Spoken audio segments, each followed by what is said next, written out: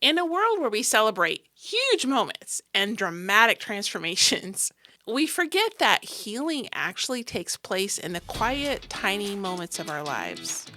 It's those little things where we take a breath before we react, or we see something coming and we take a step back. That's when emotional healing is taking place in our lives. Do you want to achieve your goals, but anxiety is tripping you up? Like to keep those fun weekend plans, but depression has you counseling again? Hey, I'm Lori, dog mom, lover of nature, and hygge enthusiast. Positive psychology skills help me overcome chronic severe PTSD. If you're ready to learn how to overcome your anxiety and depression and rediscover happiness and purpose in life, then get your cozy on and let's get started. Welcome back to Practical Solutions for PTSD, our very first episode for 2026. Woohoo! I'd like to encourage you to join our Facebook community. It's Overcome Depression and Anxiety. Use positive psychology to combat PTSD. We have a lot of fun over there. I love hearing from you guys. Podcasting by nature is very one-directional in the conversation. This is an opportunity for you guys to engage directly with me, and I love hearing from y'all. So please come over there and join us. It's Overcome Depression and Anxiety. Use positive psychology to combat PTSD. The link is also in the comments below, and I look forward to seeing you in the group. A couple weeks ago, I was out with some friends, and we were celebrating Christmas stuff. And we were in this store, and it was just jam-packed with people. And I was trying to get down an aisle in the store and looked up, and it was just like a sea of people, and I was trying to figure out how I could get through them. When all of a sudden it dawned on me, I was not having an anxiety attack, which is unusual because that would normally throw me right into one. And then I'm like, okay, I'm not having one now, but working my way through that crowd of people could trigger it. And I really don't need to go down that aisle. So I think I'm just going to turn and walk away. And then as I continued to shop throughout the store, I kept doing this internal checks. I'm really not panicking. I'm not having this anxiety attack. And I was just amazed.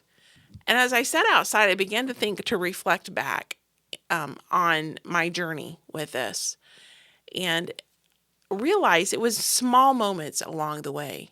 Now, I can remember when my anxiety was so bad, I could not handle hardly walking outside my house. I had to make myself go to the grocery store to pick up groceries. I was avoiding church, avoiding people, going to the extremes. And then I finally got to the place I could step inside of a church, but I was sitting way in back. Or I would go into the office for work, but I would find the office that was the most isolated so I can get as far away from people as I could get. And then it was just like tiny little steps, progress. I went on vacation with a friend, and we were in a museum, and it was just packed. And I had this major panic attack and had to leave. I actually went to the museum. That was progress. But when I got out, she gave me this these essential oils, and I used them, and it really calmed my anxiety. So I found something that worked, and I started implementing it. Again, a small step. And slowly I began to work my way up in the audience at church. I don't have to sit in the back anymore. I can sit further up. I still can't sit in the front row because it's a little bit too claustrophobic anxiety feeling, but I'm further up than I used to be. And I can stay longer than I used to. I can go to church parties now that I used to not be able to go to because I couldn't handle the noise or I couldn't handle the people. It was tiny little moments that led up to this revelation a couple weeks ago where I'm in this crowded store, people everywhere, and I'm actually feeling happy. There's no anxiety, no panic. I was just amazed. And then as we're moving into the new year, New Year's is one of those dramatic moments, right? Because it's the new year. So we're setting New Year resolutions or looking back at the old year, what we did, what we accomplished, maybe where we failed and didn't quite get where we wanted to go. And then we're looking towards the new year and the goals we want to set. And people still set resolutions, which don't normally work, but we set all these goals and we try to figure out where we want to go. And it's just one of those dramatic moments that literally has fireworks going off. There's some in the neighborhood. So if you hear them coming across the mic, I apologize, but it is New Year's Eve. So there's all these dramatic things around New Year's. And yet it's the small moments that we forget to celebrate. It's the small moments that got me to the place that I could stand in that store with a whole bunch of people and not have a panic attack. Not have to walk out and leave my friends because I was dealing with anxiety. It was small victories along the way. And those small ones are so easy to forget because they're small. They're quiet. But that is so often how healing from trauma takes place. It is very rarely, if ever, is it going to be this dramatic before and after story. It doesn't come with fireworks. Emotional healing doesn't even always feel good. Sometimes it's hard. You have to face some tough stuff. 99.9999% of the time, emotional healing is very quiet. And it's so easy to miss those small victories along the way that make it possible for us to reach those larger moments when we're in the grocery store or in the store with hundreds of people and we're not having an anxiety attack. We forget the little tiny moments that led up to that and made it possible for us to be there. And we often tend to measure progress by visible change. I mean, for me, standing there in the store going, I'm not having an anxiety attack. This was a large moment that was a visible change, but it was on the heels of hundreds of little moments that I could have totally missed. And some of them I probably did. But we tend to ask ourselves, am I feeling happier? Am I being more productive? Do I feel, quote, normal again? One, you have to understand the word normal is a very dynamic word. It's always changing. And two, you may never return back to your pre-trauma person because trauma marks you, but it can also refine you and make you stronger. So you can be a better version of yourself post-trauma than you were before through that healing process. So normal is going to change. And another thing to understand is trauma healing, it doesn't happen on a timeline. Definitely not a straight one. You can have, there's this graphic I saw, or like a comic years ago, and I've never forgotten it, and I would keep it in mind so often in my healing journey, is you'd have this person who was climbing a mountain, and so you'd think, okay, linear line, right? Just go from point A to point B, and it's a straight line. No, healing does not happen like that.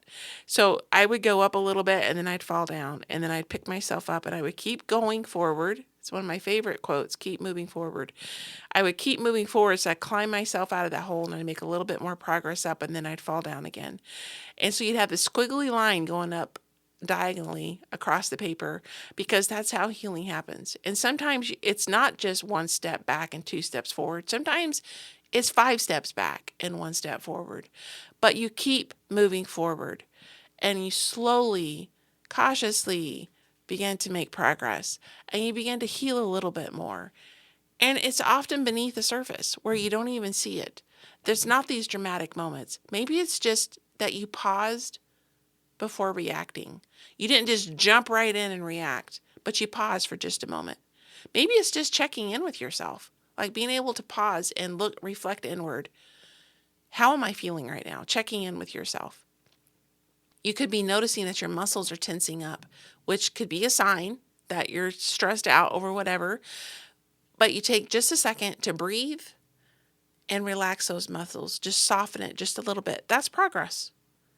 Or maybe you notice that you're beginning to feel overwhelmed before you completely shut down.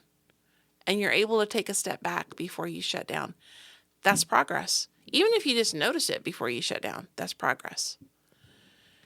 These moments may feel small. They may feel atomic, like just little tiny itty bitty steps. But they're not. These are all signs that your system is learning when and where to be safe and how to be safe again. One of the hardest parts about healing is the progress often feels underwhelming, especially when you're dealing with overwhelming emotions or overwhelming issues with whatever the trauma may be. Or, the depression is overwhelming and you want to go from overwhelmed to joyful, or you want to be depressed to joyful overnight. I've never seen it happen, and maybe it does. And you might be thinking that as hard as I try, I still feel triggered, or I still have bad days. But maybe your bad days are less. And this is something I noticed in my own healing journey when I would have bad days week after week after week. And then all of a sudden I would have, wait a minute, I just had a good day. Huh. So I'd celebrate, or maybe literally sometimes it was just a good hour before I would feel bad again. But it was an hour. And then I'd have 2 hours, and then it would be a whole day, and then it would be a whole week. Just a little bit at a time, that would change. Healing doesn't erase your reactions. It can soften them a little bit. So yes, you may still feel triggered. Yes, you may still feel tired. Yes, you're going to still have those hard days. But maybe it softens just a little bit and it stays around just a little bit less. It shortens just a little bit more. It gives you a choice for how you're going to respond. So when I was recovering from my anxiety attacks, and I still get them occasionally, not as often or as bad, but I still get them. But when I was recovering, it might have been that I didn't panic as bad, or that I could go for, I went to our church camp for 3 days, and instead of one, I was able to go to 3 services instead of 2. So it just a little bit better. And then I had choices for how to respond. I could choose to walk away from the crowd if I knew it was going to trigger me. And I gave myself that choice to walk away. And I remember working with one of the ladies that I used to work with in my previous job, and she made the statement, I still deal with depression, but my depression is not as deep and I come out of it faster. That's progress, because she's implementing things that she's learned to help her heal and to help that time be not as severe. All that is progress. So that progress for you, it could be setting one small boundary, just one. You might feel horribly guilty about it, but you do it anyway. That's progress. Sometimes it looks like asking for help without explaining yourself for 10 minutes as to why you need the help. Just ask for help. Sometimes it looks like noticing the bad moments pass a little bit faster than they used to. So maybe that time in depression is a little bit less than it was. Or maybe for an example I was using, maybe my anxiety did not get out of control quite as quickly. None of it is large wins. They're just small wins, small things, right? These are big signs. They're big things. Because it means your nervous system is learning it doesn't have to stay in survival mode all the time. You're healing. You're getting better, a little tiny step at a time. So if you're listening to this and you're thinking, oh, I still struggle, I want you to take a moment and just really hear me with this. Struggle does not cancel progress. Difficulty does not mean that you're failing. Healing is not a straight line. Let me say that again. Healing is not a straight line. It is very wiggly. It's tiny recalibrations that you make that are going to end up making the ultimate change for you. Small internal adjustments that slowly add up to more stability, more capacity, more ease, less panic, more happiness, more productivity. It's a little bit at a time. So here's something you can think about saying. So instead of said, am I better yet? You like little kids in the car. Are we there yet? Instead of asking yourself that, maybe you can ask yourself, what feels even slightly easier than it used to? What am I able to handle even the tiniest bit better than I used to be able to? We've talked a lot about seasonal affective disorder. Normally, by this time, I would be struggling with severe depression. I have noticed this week that I'm struggling a little bit with all the gray days. We've had a lot of gray days lately. But I'm not in full depression mode by any means. This is a lot of progress. So maybe you're just falling asleep a little faster, or you're recovering quicker from a hard conversation that you had. Or maybe you notice before you need it that you need a break, or before you shut down, you notice you need a break, and you actually take it. You listen to your body, you listen to those cues. These are all quiet wins that are so important, because it's those small quiet wins that you can build on and reach healing. So if today feels calm but unremarkable, maybe nothing dramatic happened today, or you're simply getting through the day with a little bit more awareness than before, this all counts. Progress does not always shout. Sometimes it's just a soft whisper in your life.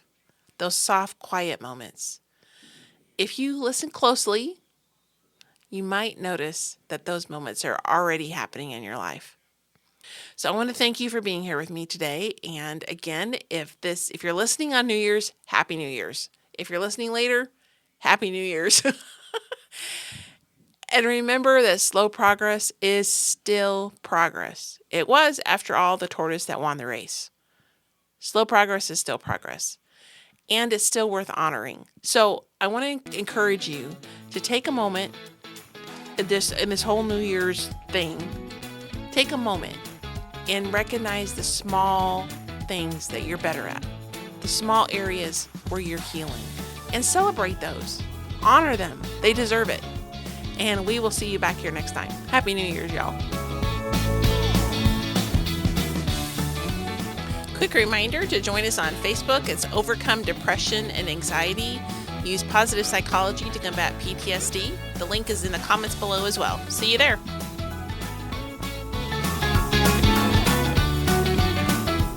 Hey, my friend. I hope you enjoyed today's episode. If so, would you please take 30 seconds and share it with someone you know who may be struggling with depression and anxiety? Also, would you please leave a quick review for the show?